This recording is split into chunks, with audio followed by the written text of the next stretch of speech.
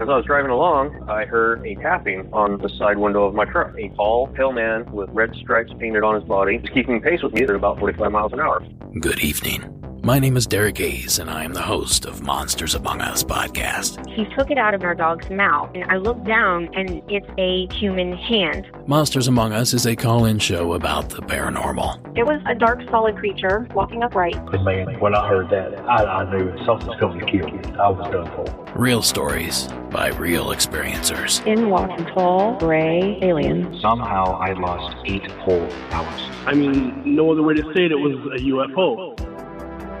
You can find Monsters Among Us wherever you find your podcast. And I get close enough to see that it was a werewolf, and I leaned down and it growled at me. In the corner of the room was what I can only describe to be a gremlin. My friend points towards the lake and he's like, "What the F is that?" It was so large that it obscured our entire windshield. New episodes posted every Thursday. It came within 10 feet from the boat or so. This is why I wanted to stay anonymous, because it sounds crazy. It turned into a mermaid. And I just said, "Ma'am, you were in a car accident, and I believe you've passed away." She just looked like somebody would who just heard that. She looked horrified. He points at the cemetery and says, "Look at all those people." I look over, and there's not a single person in the cemetery. I say, "What people?" He says, "All those people over there. There sure are a lot of grandmas."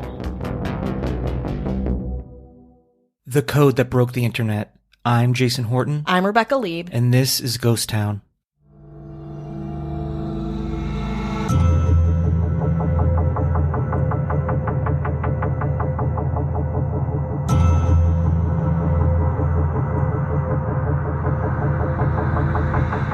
Very good.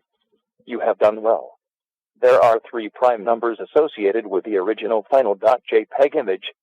3301 is one of them. You will have to find the other 2.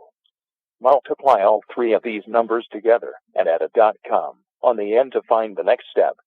Good luck. Goodbye. The internet is full of mysteries. Some are infuriating, some are sexy, some are cryptic, and some are annoyingly obvious.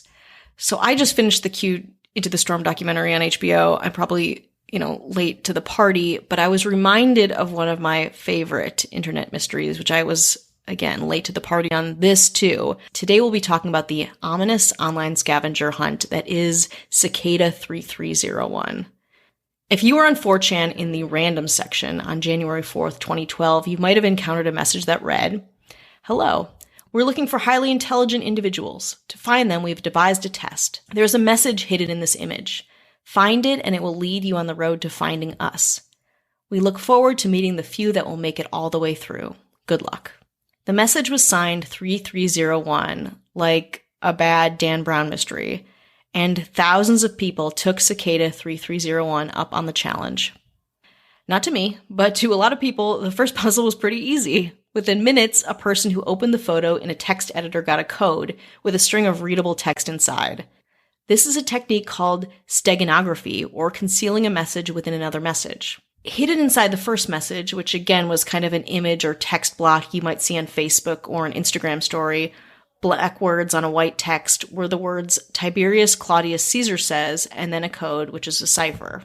This cipher decoded led to a link of another image. This image was of kind of like a decoy duck meme, with text that read, "Whoops, just decoys this way. Looks like you can't guess how to get the image out." Again, seems like a dead end, but using an application called AltGuess, users were able to extract info from the duck image. This information led to a subreddit about the book, The Mabinogion. Don't edit that out, just let me stumble through it, which is a book of 12th century British prose. The book's letters, along with another part of the code from the duck, led to a phone number, 214-390-9608, which if you call said, "Very good, you have done well. There are 3 prime numbers associated with the original final JPEG image. 3301 is one of them. You will have to find the other 2. Multiply all of these 3 numbers together and add a .com on the end to find the next step. Good luck. Goodbye." You would have had to told me to put the www in the beginning too, because I would have been lost if I had even gotten this far. The next day, the original image was reposted all over the internet. Nobody was really sure what to make of it. What was it for? Who created it? Was it a joke, or maybe a CIA recruitment technique or a secret society? The two numbers mentioned in the recording eventually were found to be the dimensions of the original "Hello, we are looking for highly intelligent individuals" message, 509 and 503. After multiplying them together with 3301, you get 845-145-127, add a www and .com, and you went to a website. The website was a countdown under an image of a cicada. Think of an iconic block print, Silence of the Lambs style cicada. That's what gave this whole thing its name, Cicada 3301. When the countdown ended, the page was updated with a list of coordinates of locations around the globe, 14 locations in 5 different countries. When you got to the location, there was a cicada symbol and a QR code. The codes linked to an image, the image contained a riddle, the riddle led to a book, and the book led to a website. But only a select group of first arrivals got access to the website. The site eventually closed down with a message that said, "We want the best, not the followers." Oof, that's harsh considering what people have just endured. The finalists, the people who got through and didn't get that message, were warned not to share details or collaborate with others. Those who did may have reached the very end. We don't know really what happened after that, although, as we'll talk about later, we can kind of piece some of it together. After a month of silence, an image appeared on Reddit announcing the conclusion of the puzzle. It said, "Hello, we have now found the individuals we sought. Thus our month-long journey ends, for now. Thank you for your dedication and effort. If you were unable to complete the test or did not receive an email, do not despair. There will be more opportunities like this one. Thank you all, 3301. Then we get to the second puzzle, exactly a year and a day after the first post. Initial post. So something you should know before we get into the second puzzle, each clue of the first puzzle has an authentication code known as a PGP signature. This allows users to verify an image was actually from Cicada, not like a copycat or an imposter. So after all this time, with lots of people trying to be Cicada, the world finally got a new and authentic message from Cicada 3301. It said, "Hello again. Our search for intelligent individuals now continues. The first clue is hidden within this image. Find it, and it will lead you on the road to finding us. We look forward to meeting the few who will make it all the way through. Good luck." So again, the first message promised finding Cicada, the second meeting, I guess, but still nobody really knew for what or why or what would be the end of all of the hard work that they presumably would have to put into this. The second puzzle was a lot like the first. An image to a book link, to a recording, to a cryptic Twitter account, to an image with a runic alphabet, and then coordinates. 8 locations, 4 countries. Another select group gets accepted, and then no official message. The trail just goes cold. At the beginning of 2014, it was time for the third puzzle, which was kind of more of the same. This time, though, the puzzle focused on a book called Liber Primus, or First Book in Latin. It was evidently written by Cicada, written entirely in runes, and also those runes were from Puzzle 2, which was part of the middle of the code. A lot of the book was clues, codes, philosophies, credos, we think, because out of the 79 pages, only 19 have been fully translated by Cicada fans to this day. So we're not sure what those other pages really hold. A lot of people thought Cicada wouldn't drop another puzzle until Liber Primus was translated. This was confirmed in 2015 with a new Cicada message. "Hello, the path lies empty, Epiphany seeks the devoted. Liber Primus is the way. Its words are the map, their meaning is the road, and their numbers are the direction. Seek and you will be found. Good luck, beware of false paths." I mean, it's been a really long time since that, 4 or 5 years, and nothing. So let's figure out who Cicada is after the break. Hi, I'm Michelle Varay. And I'm Kimberly Trung, and we are the host of Crush Fictionally, a podcast all about your favorite fictional characters from movies, TV shows, and more. Each episode, we pick a theme, curate a list of characters that we love, why we love them, and some fun facts about the people who created them. So if you've ever felt a true connection with a fictional character, tune in to Crush Fictionally on Campfire Media. Or wherever you find your podcast. Hi, hello, how are you? Hi, hello. We hope you're doing well. Yes, we do. I'm going to kick this off with a little me. Something about you? Because as we're recording this, tomorrow is my birthday. That's right. And what do you get the guy who already has nothing? That's a great question. But if you're thinking, What can we get you, Jason? Mm-hmm. What can we get you? I'm going to make it very easy for you. Put down your checkbooks, put down your traveler's checks and your Diners Club card. Mm-hmm. You won't need it. I'm going to give you a code. You just go to www.youtube.com/Jason Horton and subscribe to my YouTube channel. And if you've already done that, or if you want to do a little more, hit a thumbs up on some of the videos, watch some, leave a comment. That would make me, and I know I say this probably every week and it's very, very annoying, but I'm making a big ask if you want to do that, because it helps the podcast too, because then more people, because I constantly use these videos as little commercials for the podcast. Mm-hmm. So if you want to do something for my birthday, do that. Rebecca, I already know you subscribe, so just get me that base model Tesla and we'll be base good. model? Yeah, I'm a very down to earth guy. Yeah, that's good. Very chill, just right off the lot, whatever. Okay, yeah. Good. I mean, fine. I'm writing a check right now. A traveler's check, please. I only take traveler's checks. I crumble under pressure very quickly and really horribly. Now we can move on to talk about God. Saying hello to everyone who's listening. Mm-hmm. Thank you to all our patrons and to our government. Someone's got to govern. Got a couple of mayors. Uh-huh. Their monocles. They're kicking back with their monocles off, top hat off. It's summertime, baby. We got a little Ashley Matson. Hello. We got a little Joshua Lambert. Hi. And we got a little Ben Forsyth. Hello. And one governor to rule them all. We got a little Avian Noble. Avian, hello. So we hope everyone is doing well. And if you would like bonus episodes, early access, hopefully a documentary episode on Into the Storm, because I was wondering if you were this is going to tie into it. And as soon as you said it right, and maybe this will be the thing that really turns people off or on. We don't know. We have a lot of Q followers. I don't think probably not. So but if you think are, we're probably good. But hey, talk listen, to us. Talk to us. Yeah, I would love to talk. But that's it's probably, depending on who you are, a very divisive documentary or subject. But I think we would do that for Can we all agree the intro is amazing though? It's great. No it's one of the ones that I fast forward. Like I'll watch when I watch like a documentary or it's a series. I'll watch it once and then I'm like, I'm good. That one I watched every time. It gets me. Yeah. Like I want that on like a workout mix. Like get pumped up and like stir some shit up. I'm also an angry person right now, so. If you want to be a part of all of that, patreon.com/GhostTownPod. Now, last week we were withholding of Apple Podcast reviews. Yes, we were. And if you haven't left one, please do.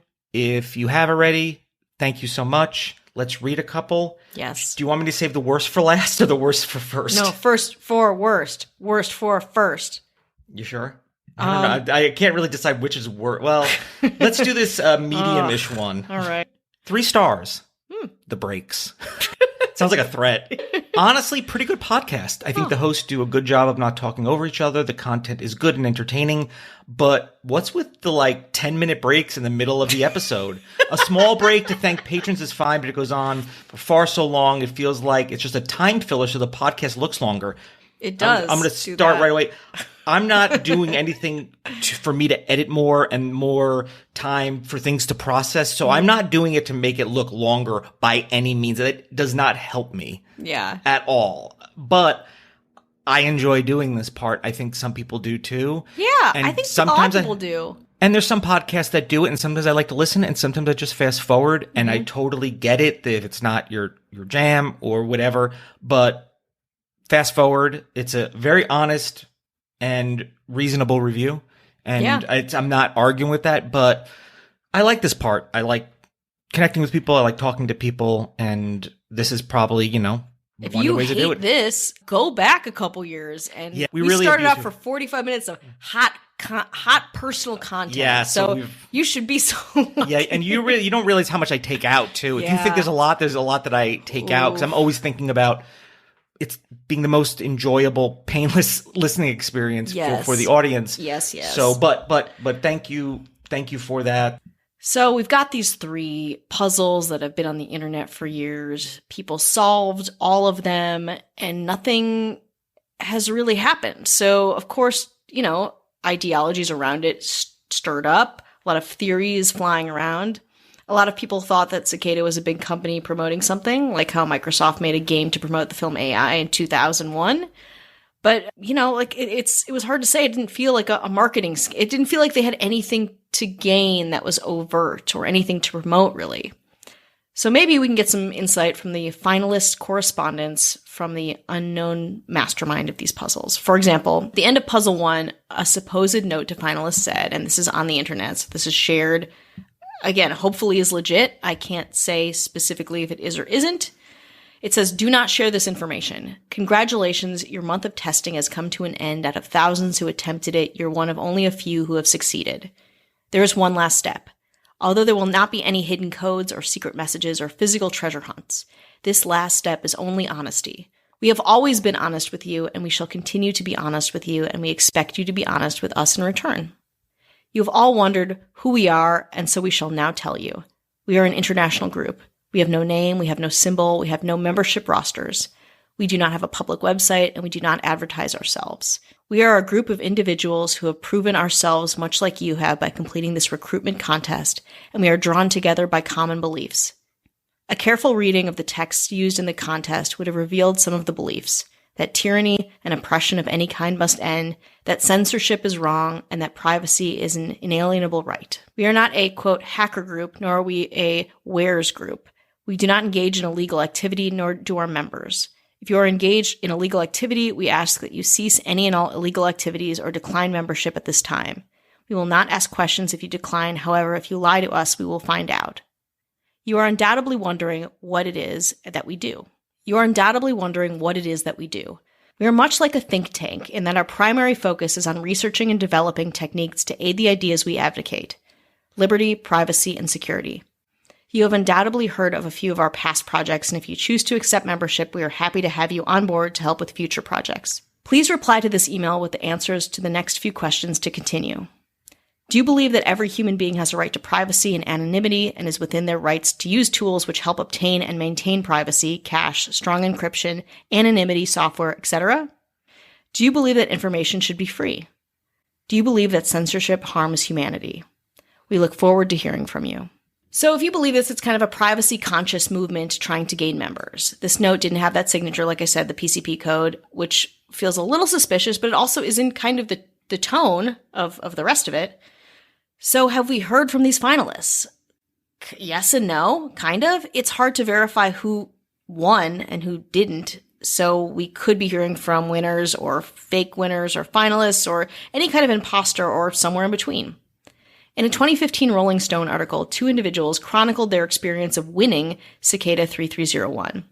They were taken to a forum on the dark web. Here they could communicate with 20 recruits and many original members. The goal of the group was to protect privacy and security in the digital age. The recruits were then tasked to develop software that aligned with the ideologies of the group, and the original members would oversee their work. But again, that's a lot to ask of someone who has just completed this incredibly involved puzzle. And there's some interviews online of people who are quote unquote winners of this. And they talk about the obsession that they have around solving it. And so to be asked to join this group and then to do work for free around like encryption, again, without the promise or mysteriousness or maybe stimulation of a puzzle, the recruits kind of lost interest. All but one left, and months later, the site was gone, according to a winner of the first puzzle, 15-year-old Marcus Warner, and a second winner called Nox Populi, who didn't get a winning email but was told to be patient and then nothing. So he reached out to reached out to other Puzzle 2 winners and said all their stories were kind of the same. You know, they were asked to join 3301. They accepted silence after a request for patience. While there were likely only around 20 winners for the first puzzle, Nox Populi estimates that there were about 500 winners for the second puzzle. So now we kind of know who Cicada 3301 is, and we know a little bit more too, because a musician who was featured in the QAnon documentary kind of outs himself as being part of the group. So did they get too ambitious with their third riddle, with the book? Was there a lack of follow-through? Or did, the puzzle and the means to an end kind of eclipse the end itself? I don't know. It's kind of hard to say for me, because I couldn't get past likely the first image. Definitely like the legacy of this is different than what I think they thought it would be. But I think they went about it poorly. And I think the experience of solving puzzles is incredible in and of itself, but don't promise something to somebody that you can't really deliver on. People go online, people talk about trying to solve it. It's like their whole life. So you need something at the end of it, or just say this is a puzzle, or don't say anything, because I think the promise of the initial messages for all of these riddles are like, you could be part of something great. You know, you could be recruited. You can meet this powerful player in, you know, the world of the internet. And I mean, I guess some of them did, but also like not at all.